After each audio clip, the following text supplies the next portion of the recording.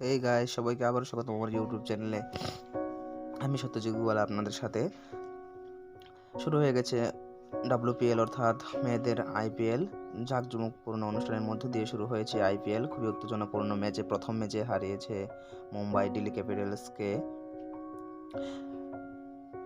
Last বলে রানের প্রয়োজন ছিল, সেই রান মেরে মুম্বাইকে প্রথম জয় এনে দিয়েছেন মুম্বাই ইন্ডিয়ান্সের ব্যাটার অ্যান্ড দিল্লি ক্যাপিটালস। কিন্তু এই ম্যাচটা অবশ্যই জিততে পারতো, অল্পের জন্য তারা ম্যাচটা হাতছাড়া হয়ে গেল।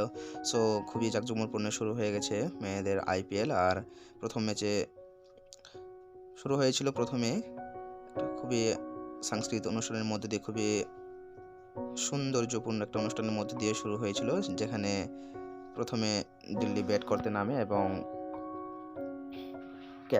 ক্যাপসির দারুণ ব্যাটে ভর করে তারা 171 রান তুলতে সক্ষম হয় এবং জয় ব্যাট করতে নেমে ক্যাপ্টেন হারমনপ্রীত কর অসাধারণ পারফর্ম অ্যান্ড ব্যাটিংয়ের কারণে মুম্বাই সেই রানটি চেস করতে সক্ষম হয়।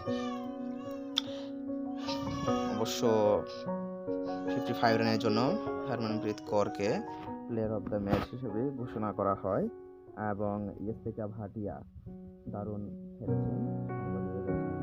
হরমনপ্রীত কৌরের বা তার আগে হরমনপ্রীত কৌর পিছিয়ে আসার আগে ইয়েস্তেকা ভাটিয়া কিন্তু দারুণ পারফর্ম করেছেন এবং মুম্বাইকে অনেকটাই ধারে কাছে নিয়ে গেছেন, যে জয়ের জন্য প্রয়োজন ছিল 172 রানের।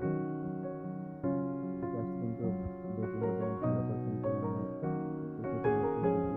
তো তাদের যে ওপেনিং ব্যাটসম্যান ছিল সেটা ছিল বেঙ্গালুরুতে। আজকে বেঙ্গালুরু ম্যাচ আছে ইউপি ওয়ারিয়র্সের সাথে।